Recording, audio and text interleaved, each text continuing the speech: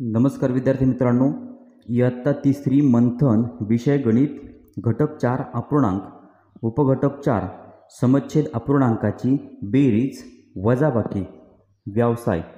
प्रश्न पहिला 3/4 अधिक 7/4 बरोबर किती। विद्यार्थी मित्रांनो, अपूर्णांकाची आपल्याला करायची आहे बेरीज। अपूर्णांक आहे 3/4 अधिक 7/4। मित्रांनो, हा समच्छेद अपूर्णांक आहे, अपूर्णांकाचा छेद सारखा आहे। अशा वेळेला फक्त आपण अंशाची बेरीज करणार आणि छेद छेदस्थानी तसाच लिहिणार, म्हणजे 3 अधिक 7/4। मग 3 आणि 7 यांची बेरीज झाली 10/4, 10/4। मित्रांनो, हे आहे आपलं पहिल्या प्रश्नाचं उत्तर, म्हणजे पहिल्या प्रश्नाचं उत्तर आहे पर्याय क्रमांक 3, 10/4। प्रश्न नंबर 2 8/5 वजा 2/5 बरोबर किती। विद्यार्थी मित्रांनो, आपल्याला समच्छेद अपूर्णांकाची वजाबाकी करायची आहे। दिलेल्या अपूर्णांकाचा छेद सारखा आहे, मग अशा वेळेला फक्त होणार अंशाची वजाबाकी। अंशाची वजाबाकी म्हणजे 8 वजा 2/5। 8 मधून 2 गेले, खाली राहिले 6 आणि छेदस्थानी तसाच लिहिणार, म्हणजे उत्तर आलं 6/5। म्हणजे दुसऱ्या प्रश्नाचं उत्तर आहे पर्याय क्रमांक 4, 6/5 किंवा 6/5। प्रश्न नंबर 3 5/11 अधिक 4/11 बरोबर किती। विद्यार्थी मित्रांनो, समच्छेद अपूर्णांक आहे, फक्त अंशाची बेरीज होणार, म्हणजे 5 अधिक 4/11। 5 आणि 4 9/11। उत्तर आलं 9/11 किंवा 9/11। म्हणजे तिसऱ्या प्रश्नाचं उत्तर आहे पर्याय क्रमांक 2, 9/11। प्रश्न नंबर 4 4/7 अधिक 6/7 वजा 3/7 बरोबर किती। विद्यार्थी मित्रांनो, सुरुवातीला आपण हे पूर्ण गणित लिहून घेणार। 4/7 अधिक 6/7 वजा 3/7। विद्यार्थी मित्रांनो, समच्छेद अपूर्णांक आहे, छेद सारखा आहे। आपण सुरुवातीला करणार बेरीज।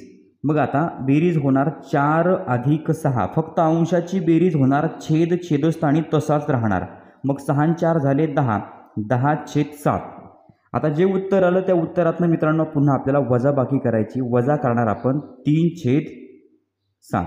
बघा आता 10/7 वजा 3/7 पुन्हा होणार मित्रांनो अंशाची वजाबाकी, म्हणजे 10 वजा 3/7। फक्त अंशाची वजाबाकी होणार, 10 मधून 3 गेले, बाकी उरली 7, 7/7। हे आहे मित्रांनो आपलं उत्तर, म्हणजे चौथ्या प्रश्नाचं उत्तर आहे पर्याय क्रमांक 2, 7/7 किंवा 7/7।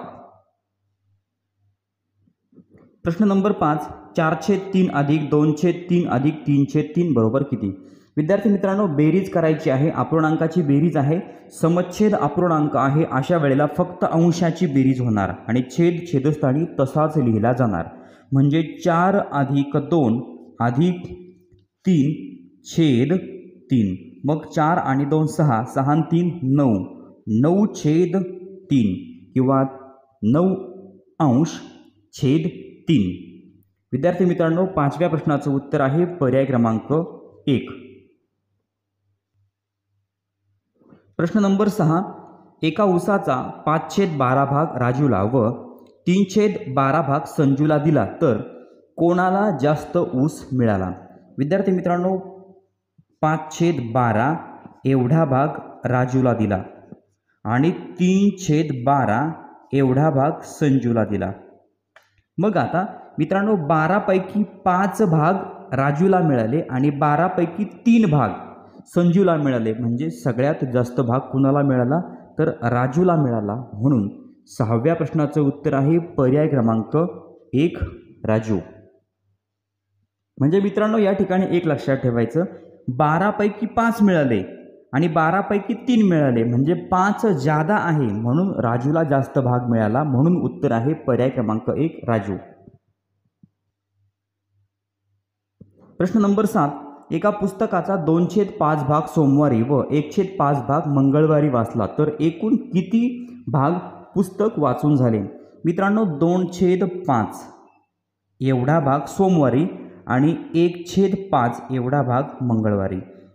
आपल्याला विचारलं एकूण म्हटलं की मित्रांनो आपल्याला करायची आहे बेरीज, म्हणजे 2/5 अधिक 1/5 या अपूर्णांकाची आपण करणार बेरीज. मग समछेद अपूर्णांक आहे, फक्त अंशाची बेरीज होणार म्हणजे 2 अधिक 1 आणि छेद छेदस्थानी तसाच लिहिणार. मग 2 अधिक 1 झाले 3/5. मित्रांनो उत्तर आलं 3/5 किंवा 3/5 म्हणजे 7व्या प्रश्नाचं उत्तर आहे पर्याय क्रमांक 3.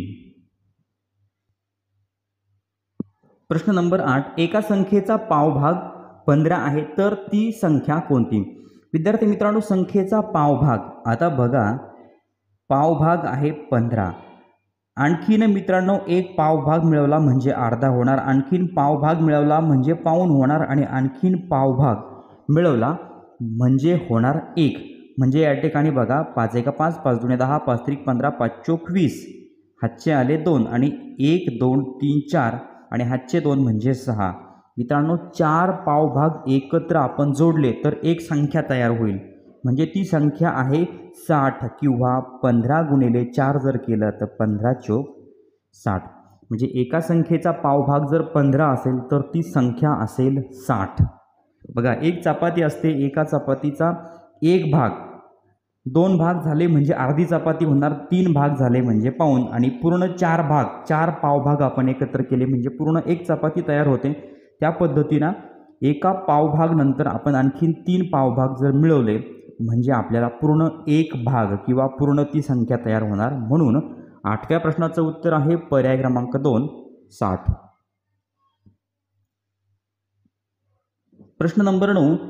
3.2/5 अधिक 1/5 बरोबर किती? विद्यार्थी मित्रांनो 3.2/5 बघा आता या ठिकाणी हे 3 आहेत पूर्ण. मित्रांनो 3 ही पूर्ण संख्या आहे.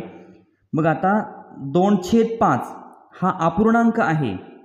बघा 2/5 हा आहे अपूर्णांक आणि मित्रांनो 1/5 हा सुद्धा आहे अपूर्णांक. मग आता आपण काय करणार, अपूर्णांकामध्ये अपूर्णांक मिळवणार आणि 3 नंतर आपण त्या ठिकाणी मिळवणार. म्हणजे अगोदर अपूर्णांकात आपण अपूर्णांक मिळवणार म्हणजे 2/5 अधिक 1/5. मग अंशाची फक्त बेरीज होणार, छेद छेदस्थानी तसाच लिहिणार. 2 अधिक 1 म्हणजे 2 अधिक 1/5. 2 आणि 1 झाले 3 आणि छेद 5. मित्रांनो अपूर्णांकाचं उत्तर आलं 3/5 आणि त्यामध्ये हे 3 पूर्ण मिळवणार म्हणजे 3.3/5. मित्रांनो हे आहे आपलं उत्तर. बघा हे 3 पूर्ण आणि 3/5 म्हणजे किंवा 3/5 म्हणजे 9व्या प्रश्नाचं उत्तर आहे पर्याय क्रमांक 2. प्रश्न नंबर 10. 8/3 वजा चौकट छेद 3 बरोबर 2/3 तर चौकटमध्ये कोणती संख्या येईल? विद्यार्थी मित्रांनो 8/3 वजा चौकट छेद 3 बरोबर 2/3. आता विद्यार्थी मित्रांनो 8 मधून कोणती संख्या वजा करावी म्हणजे उत्तर 6 येतं? उत्तर 2 येईल. मित्रांनो 8 मधून आपल्याला 6 वजा करावे लागतील म्हणजे उत्तर 2 येणार आहे. म्हणजे बघा ते गणित कसं असेल, 8 वजा 6 छेद 3 बरोबर 8तनं 6 गेले बाकी उरली 2. 2/3. मित्रांनो हे उत्तर बरोबर आलं. त्यासाठी आपल्याला चौकटीच्या जागी 6 ही संख्या घ्यावी लागली. म्हणून 10व्या प्रश्नाचं उत्तर आहे पर्याय क्रमांक 3 6. मित्रांनो चौकटीमध्ये जर आपण 6 घेतले आणि 2 अपूर्णांकांची वजाबाकी केली तर उत्तर येतं 2/3 किंवा 2/3. प्रश्न नंबर 11. एका बादलीत 10 लिटर पाणी मावते, त्यात 7 लिटर पाणी भरले तर बादलीचा कितवा हिस्सा पाण्याने भरेल? विद्यार्थी मित्रांनो बादलीमध्ये एकूण 10 लिटर पाणी मावतं, जे आपण लिहिणार छेदस्थानी. बघा एकूण छेदस्थानी लिहिणार आणि त्यात 7 लिटर पाणी भरले. मग बादलीमध्ये आपण 7 लिटर पाणी भरलं म्हणजे ते लिहिणार आपण अंशस्थानी. बघा, एकूण आपण नेहमी छेदस्थानी लिहितो आणि त्यामध्ये भरलेलं पाणी, बादलीत भरलेलं पाणी आपण अंशस्थानी लिहिणार. तर बादलीचा कितवा हिस्सा पाण्याने भरेल? तर मित्रांनो उत्तर आहे तेच 7/10 एवढा हिस्सा पाण्याने भरेल. म्हणजे 10 पैकी 7 भाग पाण्याने भरेल. म्हणजे 11व्या प्रश्नाचं उत्तर आहे पर्याय क्रमांक 3 7/10. प्रश्न नंबर 12 7/3 आणि 5/3 यांची बेरीज किती होईल? विद्यार्थी मित्रांनो 7/3 आणि 5/3 यांची बेरीज.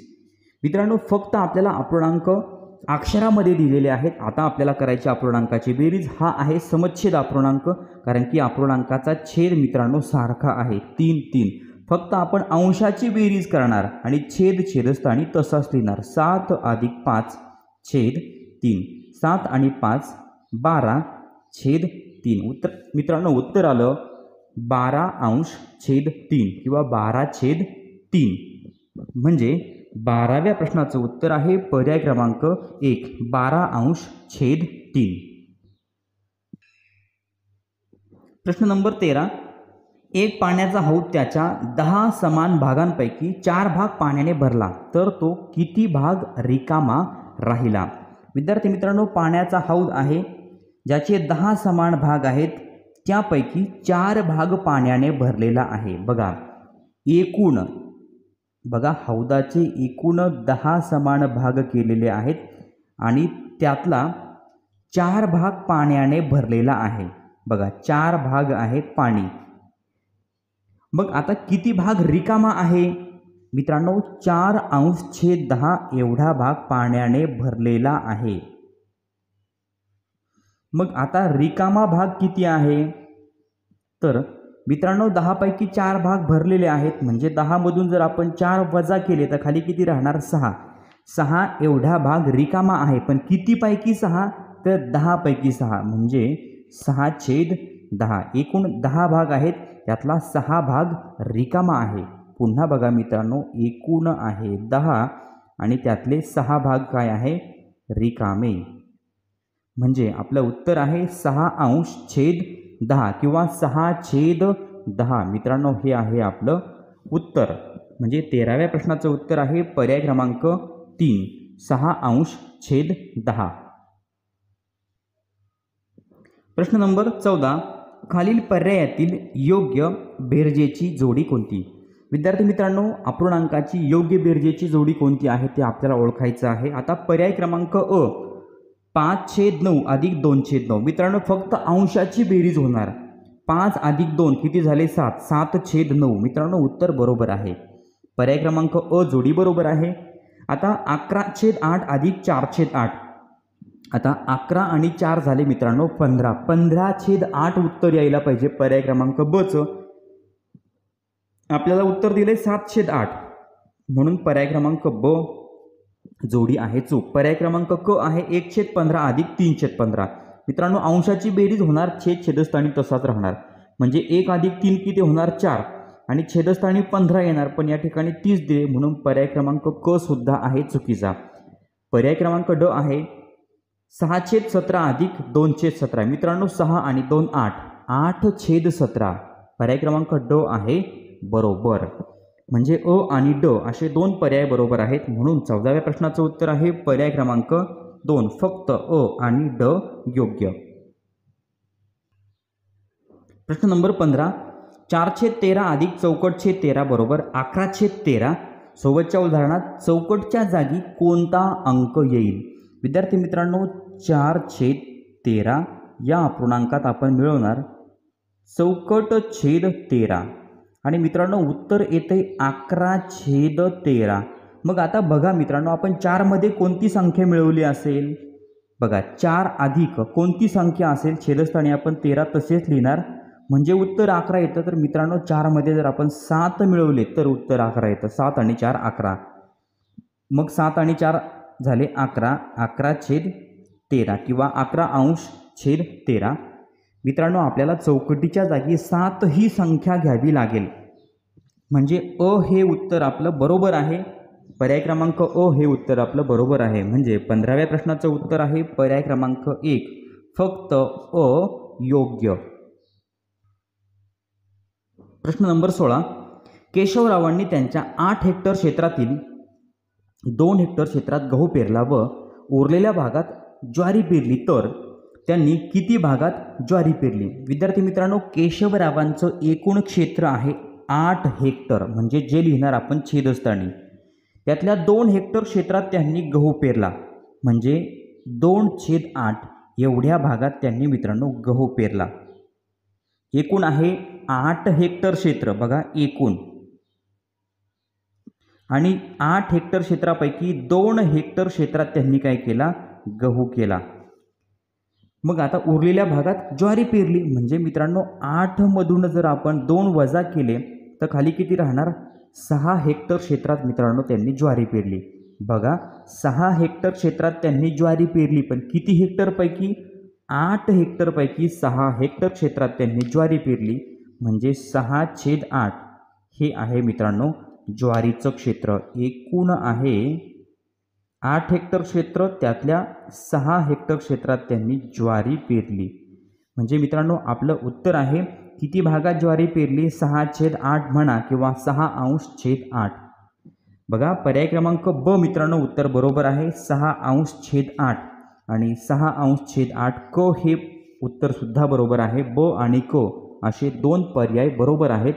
म्हणजे 16व्या प्रश्नाचं उत्तर आहे पर्याय क्रमांक 4, फक्त ब आणि क योग्य. विद्यार्थी मित्रांनो, या ठिकाणी समच्छेद अपूर्णांकाची बेरीज वजाबाकी हा व्यवसाय संपलेला आहे. चॅनलवर नवीन असाल तर चॅनल सबस्क्राईब करा. व्हिडिओ आवडला तर लाईक करा, कमेंट करून कळवा आणि आपल्या मित्रांना शेअर करायला विसरू नका. धन्यवाद.